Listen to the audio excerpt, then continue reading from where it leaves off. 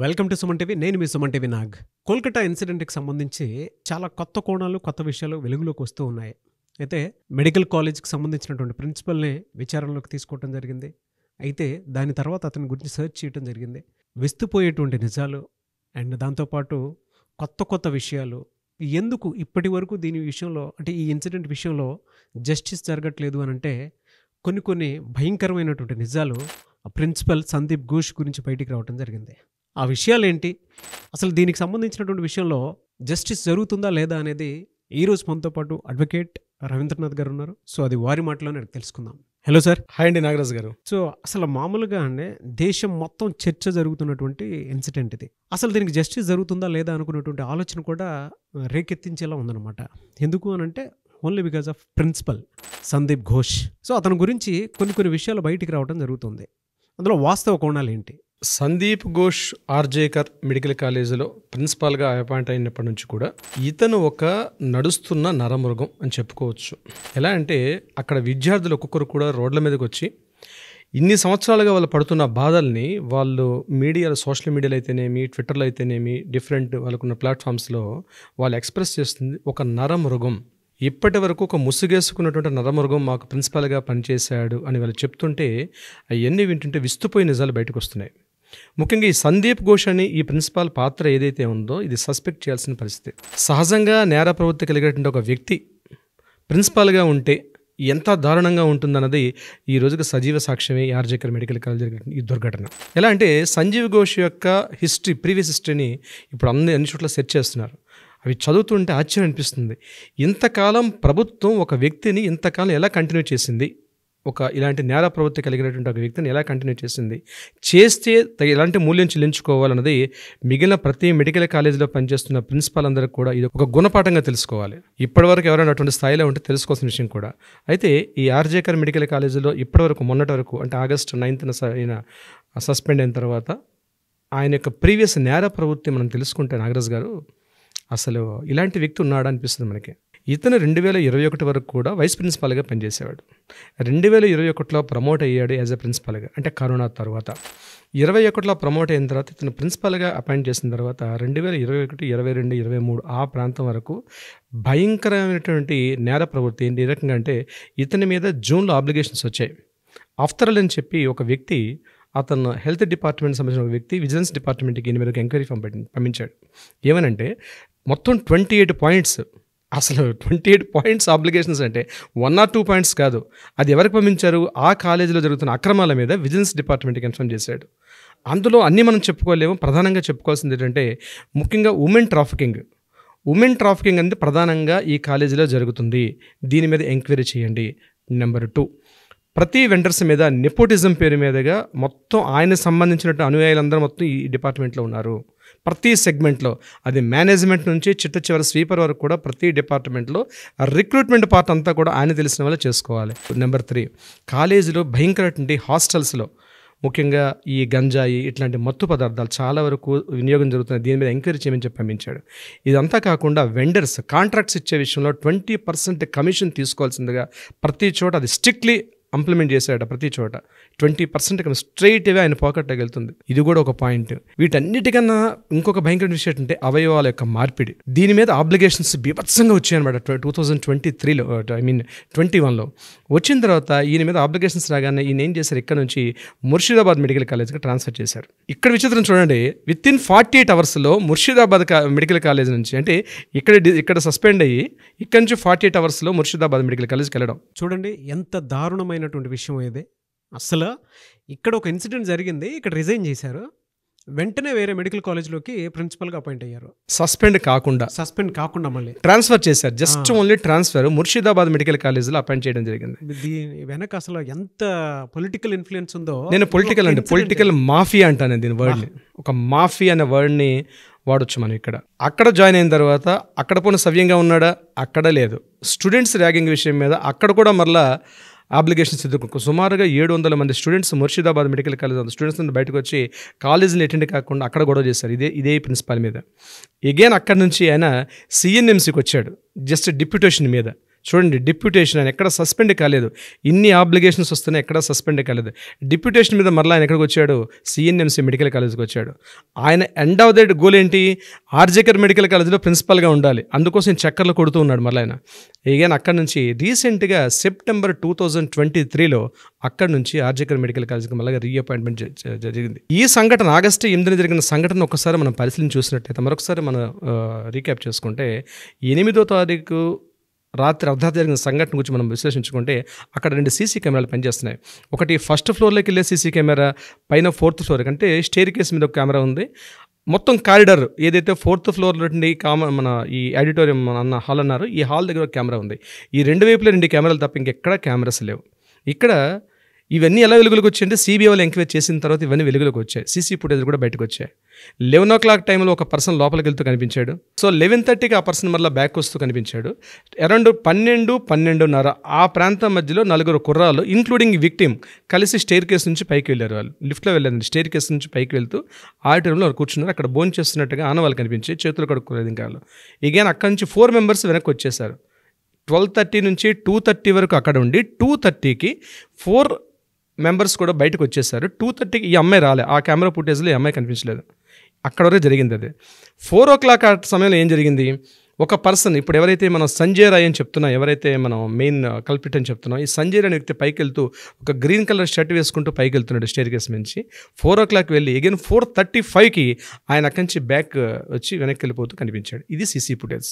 ఎందుకు మనం సందీప్ ఘోష్ గురించి మాట్లాడుతూ ఈ విషయం ఎందుకు మాట్లాడుతున్నాం అంటే, ఈ ఫుటేజ్ అన్నీ కూడా ఫస్ట్ ఎప్పుడైతే సంఘటన జరిగిందో ఈ ఇన్ఫర్మేషన్ ప్రిన్సిపల్కి ఇన్ఫర్మేషన్ వెళ్ళింది. మార్నింగ్ అరౌండ్ 6:30, 7 o'clock జరిగింది. 6:30కి ఇన్ఫర్మేషన్ వెళ్ళంగానే ఆయన వీళ్ళందరూ కూడా నాకు తెలిసిన ఇన్ఫర్మేషన్ ప్రకారం నేనేమనుకుంటున్నానంటే, ఇమ్మీడియట్గా ఇది హైర్ అథారిటీస్కి ఇన్ఫార్మ్ చేశాడు ఆయన. దీన్ని ఎలాగైనా ఒక సూసైడ్ కేసుగా దీన్ని కవర్ చేసేసి సాక్ష్యాలని రూపుమాపేసి ఎవిడెన్సెస్ ఏవి లేకుండా ఉండాలనే ఉద్దేశంతో ఒక చర్చ జరిగింది. మార్నింగ్ అరౌండ్ 6 నుంచి 9:30 వరకు ఒక పెద్ద హైడ్రామా నడిచింది కాలేజీలో, వితౌట్ పోలీసులకి ఇన్ఫర్మేషన్ జరగకుండా. ఈ టైంలో 9 o'clock పేరెంట్స్కి ఇన్ఫార్మ్ చేశారు. ఏమని ఇన్ఫార్మ్ చేశాడు ఈ సందీప్ ఘోష్ అనే ప్రిన్సిపాల్? ఇది సూసైడ్ కేసు అని ఇన్ఫార్మ్ చేశాడు ఆయన. ఇక్కడ జాగ్రత్తగా పరిశీలించాల్సింది, ఇది సూసైడ్ కేస్ అని ఇన్ఫార్మ్ చేశాడు ఆయన. First information is very important. ఇక్కడ ఇన్ఫార్మ్ చేసిన తర్వాత పేరెంట్స్ అందరూ, ఈ స్టోరీ అంతా మనకి కంటిన్యూస్ తెలిసిన విషయమే. ఇన్ఫార్మ్ చేసిన తర్వాత ఈరోజు ఆయనకి ఇమ్మీడియట్గా ఏం చేశారు? అదే రోజు నాడు 9th అంటే ఆగస్ట్ 9న ఇతనికి సాయంత్రం 5:30కి పోస్ట్మార్టం జరిగింది. 7:30కి ఈయనకి అక్కడి నుంచి సిఎన్ఎంసి అంటే కలకట్టా నేషనల్ మెడికల్ కాలేజీగా ట్రాన్స్ఫర్ చేస్తూ మళ్ళీ సెంట్రల్గా మన స్టేట్ గవర్నమెంట్ నుంచి ఈయనకి మళ్ళీ ఆర్డర్స్ వచ్చాయి. ఈయన మెడికల్ కాలేజ్ జాయిన్ అవబోతున్నాడు. అయితే ఇక్కడే సోషల్ మీడియా కానీ మీడియా ఒక్కసారి బయటకు రావడం వల్ల సందీప్ ఘోష్ యొక్క విషయాన్ని హైకోర్టు ఇమీడియట్గా ఏం చేసిందంటే, మమతా బెనర్జీ చేసినటువంటి ఏదైతే ట్రాన్స్ఫర్ ఆర్డర్స్ తప్పు అని ఖండించి ఇమీడియట్గా ఆయన సస్పెండ్ చేసింది హైకోర్టు. అంటే ఈరోజు ఏ స్థాయిలో ఉందండి నాగరాజు గారు? హైకోర్టే ఇన్వాల్వ్మెంట్ కాకపోతే సందీప్ ఘోష్ అనే వ్యక్తి ఈరోజు సొసైటీలో ఒక పెద్ద మనిషిగా చలామణి అయ్యేవాడు కదా. కానీ హైకోర్టు ఇన్వాల్వ్మెంట్ ఈ విషయంలో మాత్రం హైకోర్టుకి అందరం కూడా మనం చాలా అప్రిషియేట్ చేయాలి. ఈ సందీప్ ఘోష్ని సస్పెండ్ చేశారు. ఇమీడియట్గా మళ్ళీ 13th సిబిఐ ఎంక్వైరీ చేశారు. సిబిఐలోకి ఎంటర్ అయిన తర్వాత ఆయన ఇచ్చిన అక్కడ ఫస్ట్ స్టేట్మెంట్, ఇతను ఫస్ట్ స్టేట్మెంట్ ఏమి ఇచ్చాడు? ఇన్సిడెంట్ జరిగిన తర్వాత పేరెంట్స్కి ఇన్ఫార్మ్ చేసింది సూసైడ్ అని చెప్పాడు. దాని తర్వాత మీడియా ఎంటర్ అయిన తర్వాత మీడియాకి ఆయన ప్రెస్ చేస్తూ ఏం చెప్పాడంటే, ఆ అమ్మాయి 4th floorకి వెళ్ళడం తప్పు, 36 hours డ్యూటీ అనే విషయం హైలైట్ చేయకుండా అది ఆ పైకి వెళ్ళడమే తప్పు, ఆమె పర్సనల్ ఇష్యూ అది. సో జరిగింది ఏమైనా జరగవచ్చు అన్నట్టుగా ఏమీ తెలియని ఒక కొత్త విషయం అన్నట్టు ఏమీ తెలియనట్టుగా చెప్పడం జరిగింది ఆ విషయంలో. ఫస్ట్ స్టేట్మెంట్ అతనిది. ఇది ఫస్ట్ స్టేట్మెంట్ అతను చెప్పింది.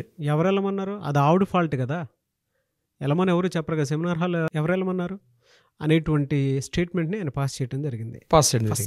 First statement Sandeep Ghosh negligence అంటే ఆవిడ చేసుకున్న దానికి ఎవరేం చేస్తారు అంటే కేసుని మిస్గైడ్ చేయడం, సూసైడ్ చేసుకుందనే విషయాన్ని పబ్లిక్ తెలియడం కోసం ఈ స్టేట్మెంట్ ఇచ్చాడు. బ్లేమ్ గేమ్ నింద 100 వేశారు, అకౌంటబిలిటీకి వచ్చేటప్పటికి 0 ఎగ్జాక్ట్లీ. అక్కడ కట్ చేస్తే సిబిఐ ఇంట్రాగేషన్లో రిజైన్ చేస్తూ అంతనేం చెప్పాడంటే, చనిపోయిన అమ్మాయి నా కూతురుతో సమానం, నా కాలేజీలో ఇట్లాంటి సంఘటన జరగడం అత్యంత దురదృష్టకరం, ఎందుకంటే ప్రపంచం ముందు దోషిగా నిలబడ్డాడు, నా భవిష్యత్తు ఆయనకు అర్థమైపోతుంది. అర్థమైపోతుంది. ఫస్ట్ స్టేట్మెంట్కి సెకండ్ స్టేట్మెంట్కి చూడండి ఎంత తేడా వచ్చేసి. సిబిఐ ఎంటర్ అయిన తర్వాత స్టేట్మెంట్. అవునండి, జరిగిన ఇన్సిడెంట్ బాధాకరం, నా కూతురు లాంటిది అని చెప్పి జరగడం బాధాకరం అని చెప్పి స్టేట్మెంట్. అవును. ఆ స్టేట్మెంట్ ఇచ్చి ఎస్కేప్ అవుదాం ట్రై చేశాడు. సిబిఐ ఇప్పటికి ఒక 3 సార్లు ఇంట్రాగేషన్ చేసింది దాని మీద. అంటే సిబిఐ ఇంట్రాగేషన్ చాలా డిఫరెంట్గా ఉంటుంది నాగరాజు గారు. సిబిఐ ఇంట్రాగేషన్స్ ఇంతకుముందు మేము ఒకసారి చూడడం జరిగింది. దట్స్ కంప్లీట్లీ డిఫరెంట్గా ఉంటుంది. సో ఇంట్రాగేషన్లో ఆయన చెప్పిన విషయం ఏంటంటే ఈ స్టేట్మెంట్ ఇవ్వడం జరిగింది.